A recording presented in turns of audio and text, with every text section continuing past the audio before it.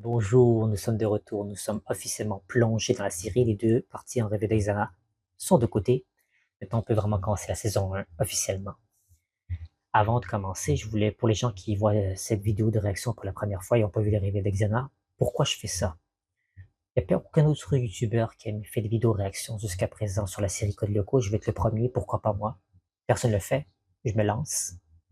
Et aussi, je suis sûr que ça intéresserait des gens et peut-être que ça pourrait gagner une certaine communauté de voir un youtubeur réagir à la série au complet, dans son entièreté. Et il pourra aussi livrer des visions différentes qu'une personne qui a jamais vu la série pourrait donner. Donc, je vais vous donner des fois des petites anecdotes ou des fois des petits faits divers intéressants à propos de ma vision sur la série et aussi des petits clins d'œil de saison 5 que je suis en train d'écrire pour la série qui pourrait peut-être vous intéresser ou vous désirez avoir des infos additionnelles. Donc, sans plus tarder, on commence tout de suite l'épisode.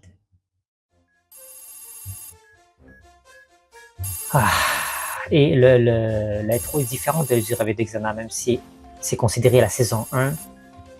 Ils ont pris l'intro de la saison 2-3 pour le rêve d'Exana. On dit que pour ça ici, ils ont mis l'intro de la saison 1. Nous y voilà, c'est parti. Bon, Teddy Godzilla, pour les gens qui ne connaissent même pas la série, ont une idée de ce qui pourrait se passer dans cet épisode. Des garçons, il y en a d'autres? Ah oui. Oui. Eh ben vas-y, trouve-toi un chevalier servant. Oh, Roméo. Ulrich, est-ce que tu voudrais bien être mon cavalier? Ouais. Ce serait pas déraisonnable. C'était pas fait au bon moment, en fait. Millie, je suis sûr qu'il y a plein de petits garçons de son âge qui auraient voulu aller avec elle au bal, mais c'était juste au mauvais moment avec les mauvaises personnes. C'est pas grave, Millie, tu en trouveras un. Aelita, ici Jérémy, tu me reçois? Si, elle est juste jalouse parce qu'elle peut pas être avec Ulrich. Elle en profite pour un peu titiller toutes les autres autour qui pourraient avoir un béguin sur lui. Alors ça va toi? Moi, la grande forme. C'est normal, Millie. Ça va. Elle est comme ça. Je n'ai rien vu de particulier du côté des tours. Elle non plus ne peut pas avoir Ulrich, donc vous êtes 1-1. Enfin, pour le moment. Et au final de l'épisode, vous allez voir que Millie finit par avoir Ulrich. Venir vivre parmi nous. La clé de la bataille. Donc c'est 6-6-0, Millie 1. C'était nous les grands. Crois-moi que là, ils rigoleraient. Ah. T'es là, Mimi? Xana écoute plus que tu le penses, comme les téléphones qui nous écoutent. C'est bon, ça va, j'arrive. C'est drôle aussi de... Ça valait qu'une des vidéos iceberg que je vais faire éventuellement sur Xana et sa manière d'écouter et d'interpréter les souhaits humains. Donc restez à l'affût, cette vidéo iceberg sur Xana arrivera très bientôt. J'ai jamais compris. Déjà, comment elle a fait pour prendre contrôle d'une peluche? C'est pas électrique une peluche, à moins qu'il y ait des piles électriques dans la peluche. Je comprends pas trop. Quelqu'un pourrait m'aiguiller là-dessus? Cette fois, je crois qu'on a un scoop. On devrait peut-être jeter un petit coup d'œil, histoire de s'assurer que Xana n'est pas dans le coup. C'est très bonne idée, ça. Les photos. Ah. Bien réussi. Ben alors, un souci, Millie? On lui a volé son ours. Elle était très gentille. C'est un grand qui a fait le coup, ça c'est sûr. Pourquoi il faut que ce soit un grand? Raison. Regarde bien la photo, on le voit là. Il est là, chez Sissi. Oh, ça ne m'étonne pas, j'aurais dû m'en douter. Cette sacrée Sissi. On va bientôt la retrouver jouant à la poupée. Allez, c'est parti. On va le chercher. Si Jim nous retrouve dans les couloirs, ça va être notre fête, Millie. Allez, retournez dans vos chambres, je m'en charge. Oh, très gentil, Odd. C'est quoi tout ce raffut? Qui est là? Montrez-vous! Ouais. Oh, attention, je suis ceinture noire, Il avait prédit, Jim a dit, et pourquoi pas un ours en plus tant qu'à être. Et un épisode plus tard, le pire est arrivé. Odd, vous cherchez quelque chose? Odd mène sa petite enquête des détectives personnels. Jim, on sait qui l'a attaqué? Non. Pour l'instant, notre... Il est plus perspicace que Jérémy, c'est incroyable, c'est Odd. Et je vous le dis, la manière dont le personnage de Odd a été construit dans la saison 1, c'est pas le même Odd que dans la saison 4. Xana dans un ours en plus? Il a tout de suite trouvé. Il a trouvé comme ça. Qui reste ici? En tout cas, pas de mission en solo. C'est trop dangereux sans Yumi. Celui qui fera le plongeon seul n'a aucune idée de ce qu'il attend là-bas. Je suis volontaire. Qu'est-ce que je viens de dire? T'as peut-être une autre solution? Il y a eu 2 accidents. On ne peut pas laisser le collège sans surveillance. Et tu sais bien que même avec le retour dans le temps, s'il y a un accident, c'est irréparable. Il a raison. Vous y allez. Ah, qu'est-ce qu'il veut dire par accident? Est-ce qu'il veut dire la mort de quelqu'un? D'accord. Allez, et saluez qui vous savez pour moi. Aelita. Les rougis, Jérémy.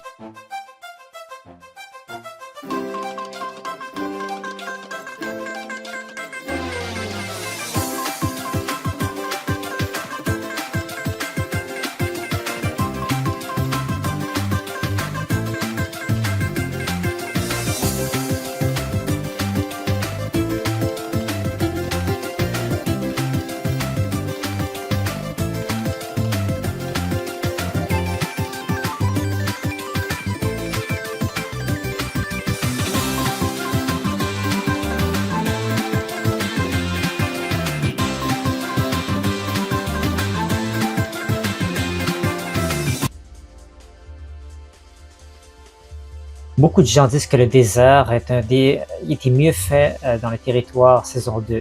Moi, perso, je l'aime bien dans la saison 1. Ça donne un côté un peu plus réaliste du désert. Ça devient sérieux, l'ours a réussi à quitter l'école. S'il est sous le contrôle de Xana, C'est pour ça que je vous dis, pour qu'il se calme, il va la saison 1 a un charme que beaucoup de gens semblent oublier. Oui, c'est le début, il y a beaucoup de trames similaires, il y a beaucoup de recyclage, bon. Mais Tu vois, il y a de la créativité, mine de rien, des belles idées. ne doit pas être bien loin d'ici. Ok, peut-être qu'elle n'a pas entendu le réveil de l'alarme du téléphone, mais l'autre alarme. Ulrich? Oh, tu te calmes! Excuse-moi, tes parents sont là? Non, ils sont sortis. Ok. Allez, viens, faut pas rester ici. Oh, une minute, tu peux m'expliquer? On n'a plus le temps. Allez, viens. On n'a plus le temps. Et regarde, elle est juste à côté en plus. Et Yumi s'habille jamais comme ça. C'est le seul épisode où elle s'habille de cette façon-là. Tu n'as plus que 50 points de vie. C'est vrai, j'aurais aimé voir ce look de Yumi un peu plus souvent. Je l'avais pas vu. Pas ce qui se passe. Et tous les gens n'avaient pas vu les nouvelles, les télévisions, il n'y a pas eu des bruits. Tout le monde semble... Non, mais pourquoi pas King Kong tant qu'on y est? Ben, c'est l'inspiration de King Kong, justement.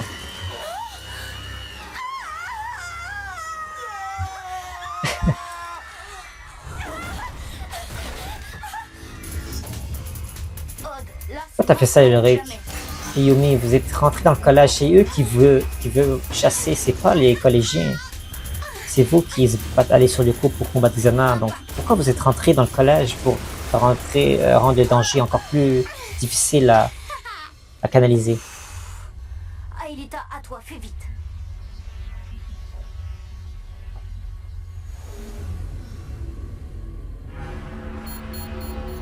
Prends ton temps, Aelita, prends ton temps.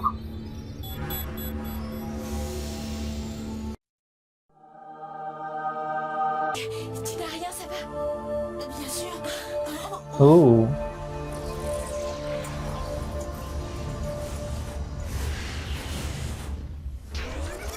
Tu vois, à l'époque, quand la relation entre Yumi et Ulrich était pas trop compliquée, elle était assez bidirectionnelle dans les deux sens. C'est après que ça s'est complexifié. Et pourquoi? Pour le retour dans le passé, Yumi. Tu plaisantes? Ça, c'est un scoop. Et c'est Sissi qui s'est comportée comme un bébé aussi, malgré qu'elle est supposée être plus vieille. Ça, l'ironie, elle l'avait bien dans son âge. Mais Sissi, elle se comportait pas comme son âge. Elle se comportait comme un bébé gâté. Donc voilà pour l'épisode. Débrief. Maintenant, on est rendu dans le débrief. On va changer un des critères vu qu'on est dans la saison 1. Avant, on était dans le réveil de Xana. C'était pas vraiment considéré comme la saison 1, donc j'avais un critère qui était histoire et pertinence. Maintenant, je vais transformer ce critère avec l'avancement des personnages dans la série. Donc, premier critère, avancement des personnages. Est-ce qu'il y a une évolution des personnages dans cet épisode?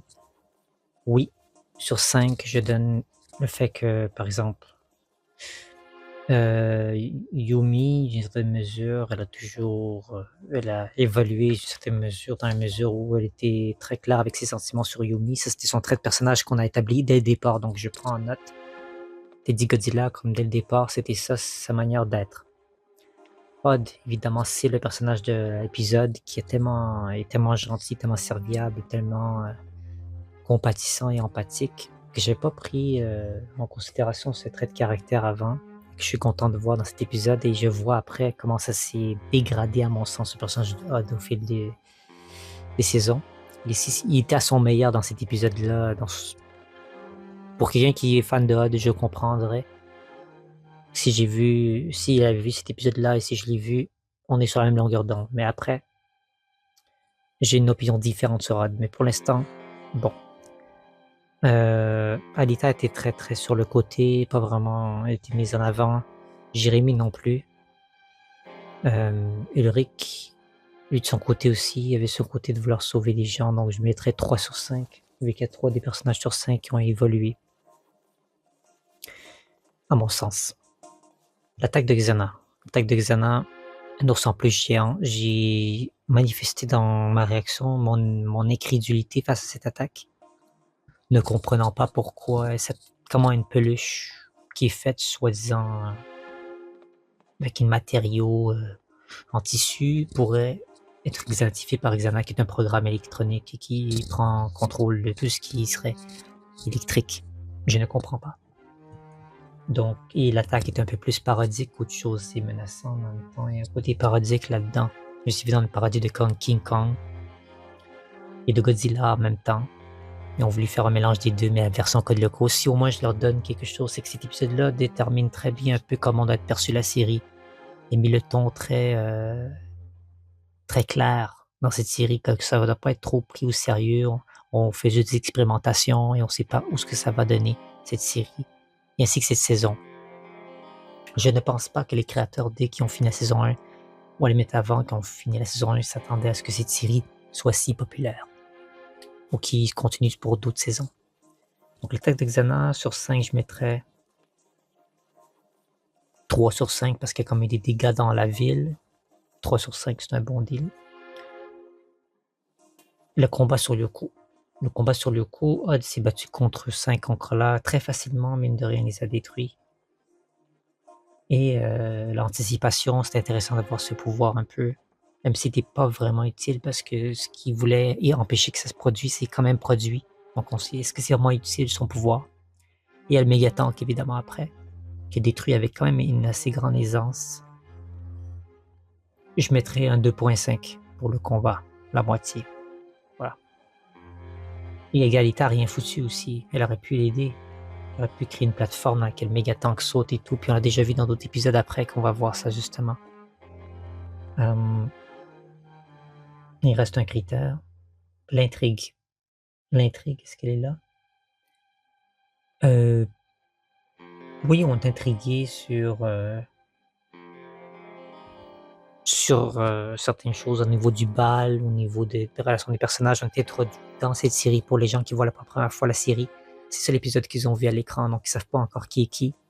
Donc toute l'incrédulité, elle est là, l'intrigue, elle est là.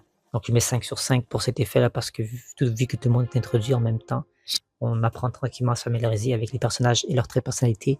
Les antagonistes dans le monde réel, c'est Delma, c'est évidemment l'antagoniste virtuel qui est Xana. Les tours, les combats, les monstres et tout ça. Les territoires. Donc, ce qui nous fait un total de 5 points pour l'intrigue, 3 points pour l'attaque des Xana, 3 points pour l'avancement des personnages, donc ce qui nous fait 8, 9, 10, 11 points, 12, 13, 13.5 pour le combat sur Lyoko. Donc, je pense que c'est ça.